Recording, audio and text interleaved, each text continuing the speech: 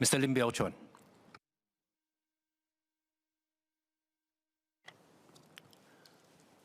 So if I may also extend my congratulations on your election to the post of Speaker.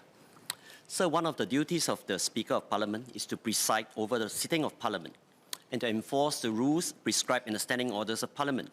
And this is to ensure the orderly conduct of parliamentary business.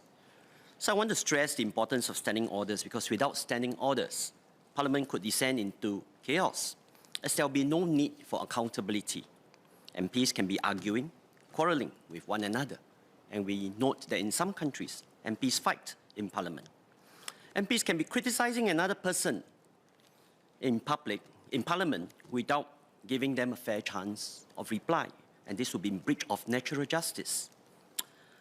Time limits are set in standing orders because MPs can drag their speeches, and in the US, this is called filibuster. And some of the older members may remember Mr. Lee Siew Chow, who spoke 7 hours in 1961 in the Singapore Legislative Assembly.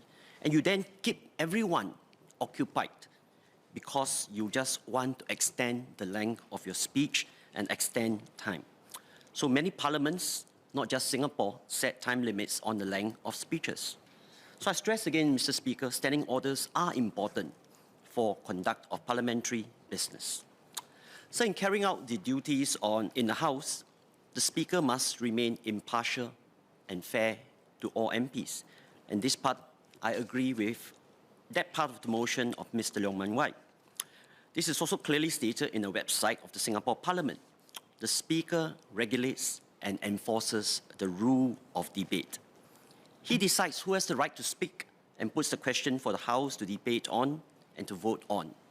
The Speaker does not take part in the debates of the House, but can abstain or vote for or against the motion as if he has the original vote as an elected member.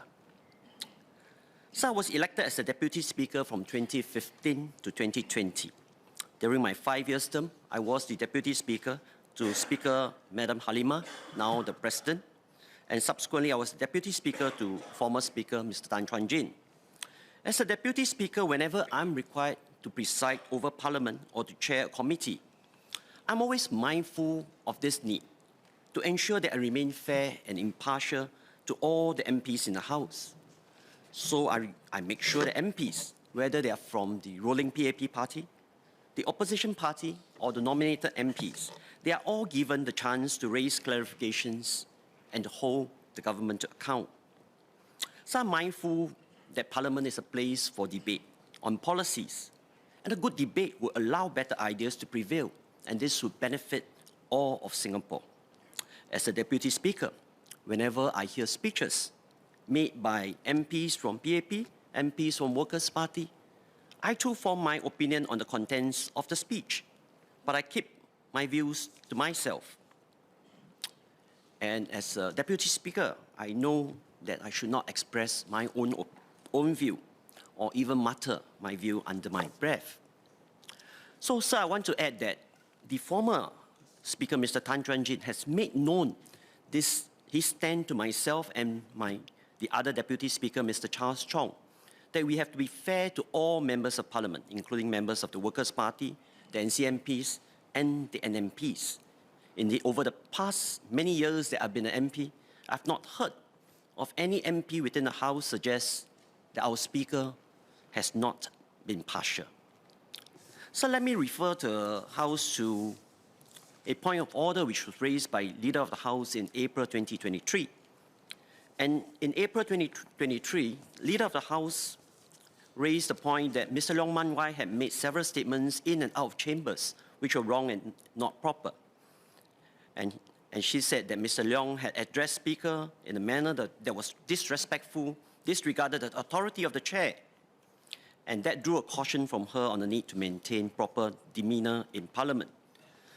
She said Mr. Leong apologized to the Speaker in chambers very shortly and clarified he had not intended to cast aspersions on the ministers and admitted he was wrong to make the suggestions in his statement.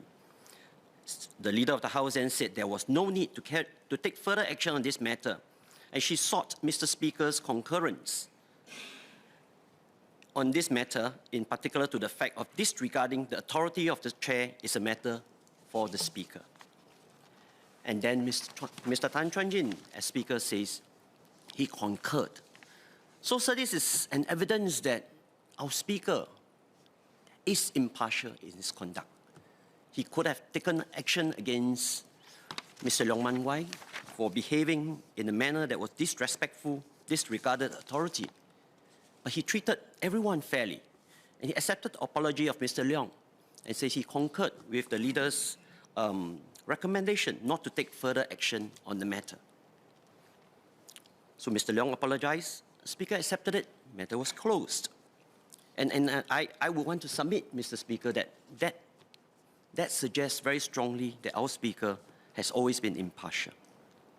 Next, going to the point of Mr. Leong's motion that the Speaker must be independent. I'm not sure how Mr. Leong measures the term independent. If he means that if he suggests that independent means not being a member of a political party, then perhaps I can remind him of the former Speaker of the House of Commons, Mr. John Bercow. Mr. John Bercow was a member of the UK Conservative Party before he resigned when he assumed the role of Speaker. However, even though he wasn't a member of the political party, at the time he was accused of not being impartial when he was Speaker. In fact, it was said that he was refused a place in the House of Lords because he was not seen to be politically neutral. He was alleged to be biased against Brexit. Thus, Mr. Speaker, impartiality really depends on the person who is the Speaker and not his political affiliation. In many other Commonwealth countries, many speakers are active members of their political parties. Australian Speaker Mr. Milton Dick is a member of the Labour Party. The Canadian Speaker is a member of the Liberal Party, and the Speaker of the Lok Sabha, India, is a member of the BJP. So even if we appoint a person who is not without any political affiliation, whether the person is a judge or otherwise, I'm quite certain that the person would have his or her own views of the speeches made by MPs in the House. In fact, I would submit it's impossible for anyone, except a robot, not to form their own views as to whether a speech is populist or not. So for that reason, I cannot support the motion of Mr. Leong Man Wai, and I would support the amended motion as moved by Mr. Vikram Nair. Thank you, Mr. Lim, for your good wishes.